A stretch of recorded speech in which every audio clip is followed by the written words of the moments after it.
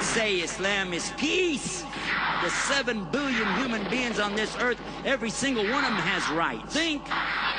Islam is the answer for terrorism. Assalamu alaikum.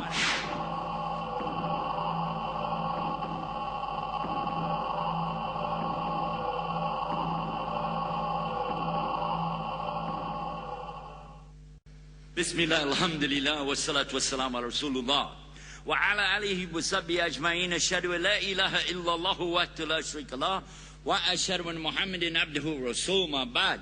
First of all, I want to extend the salams, the greetings of peace to all of my brothers and sisters here in Bangalore, India. From our country, we have many Muslims, I don't know if you know this, in the United States of America. In fact, many of them came from right here in India. And all of them want to be sure that I give big salams to everybody, so inshallah I'll do that right now. Assalamu alaikum rahmatullah. The second thing is that I turned out to be a real Muslim after all. And how is that? Because I noticed a difference in timing. In my country, everybody's real punctual. They got a big thing about being on time. And you know what? I must be a Muslim because I was late tonight. We have in our country what we call Eastern Standard Time, EST.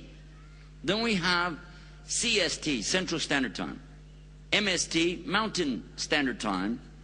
Then we have PST, Pacific Standard Time.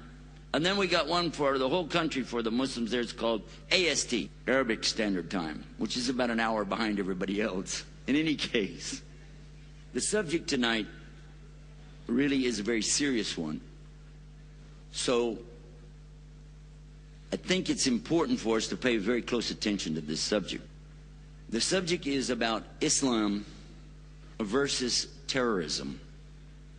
Usually I see them right on the banners. It will say Islam and terrorism. But I want you to be sure you understand versus terrorism. When there's going to be a fight or some kind of a bout, a boxer is going to come to town and they're going to fight it out, they put the name of one and then VS and then the name of the other one. This will be, for instance, Folsom versus Shylock. And that means these two are fighting against each other. So this is why I want to say Islam versus terrorism, because certainly one fights the other. In our country, there is a very big misconception about Islam versus terrorism. I'm sure that there's a certain amount of that all over the world because of the tremendous hype that is being received everywhere through the media. And so the first thing to do is talk about the media. Media is a way of communicating ideas and information. And it's a very important thing for all of us. This is something that's been going on since human beings knew how to speak, is for people to go into places and share information from other places. This is not new at all. As a matter of fact, that's how Islam spread, exactly through media. Versus the sword, meaning Islam didn't spread by a sword. It spread by media. Media or stories is called hadith. All right? In Islam, we have a science of media or hadith, and it helps us to determine whether or not the information being presented to us is accurate. For instance, if someone says to me that Abdullah said to Abdurrahman, and he said to Aisha, and she said to Sheikh Jafar, and Sheikh Jafar said to me, the only person you're looking at is me. How do you know I'm telling the truth? Well, wait a minute. Hold on. Sheikh Jaffar's sitting right there, and you saw him just say something to me a minute ago, so maybe it could be possible. The other people are not here. The only way we'd be able to check that out now is to ask him, what is the veracity of Aisha, the one who told it to him? Do you know Aisha? And if he said, well, not really, then how valuable would that information be? Likewise, if we ask Aisha, if she's here, we said to her, what about Abdurrahman and Abdullah? And if she says, I don't know who they are, or I just met them yesterday, then what is the value of this hadith or media? Pretty much nothing. Okay? But for sure, you want to check out the one who's talking to you. And if you find that this man is given to prevarication, meaning he lies, then what's the value of anything he says? Right? So this is how we should be today, as Allah subhanahu wa ta'ala warns us in the Quran, in Surah Al-Hujurat, chapter 49 of the Quran. Allah is very clear on this subject.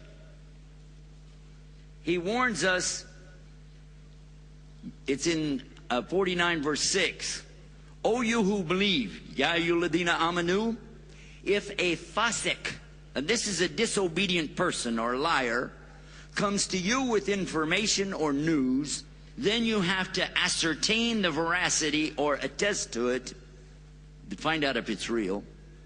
Unless you find yourself harming people in ignorance, and afterwards you will regret what you have done.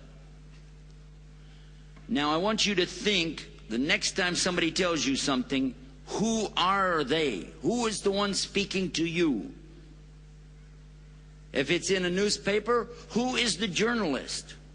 If it's on television, who are these people? And then, who are their sponsors? Who are the ones having them say these words? Are they saying all of the truth or just what fits in a 5-minute segment? Are they prejudiced? In my country, we have some people that are prejudiced. Meaning, they like themselves so much, the group they don't like, they will lie on them. Even if it's not true, they say it anyway because, oh well, they're African American, so we'll say this about them. So, I don't know, do you have prejudice here in India? Does people ever do that? Okay.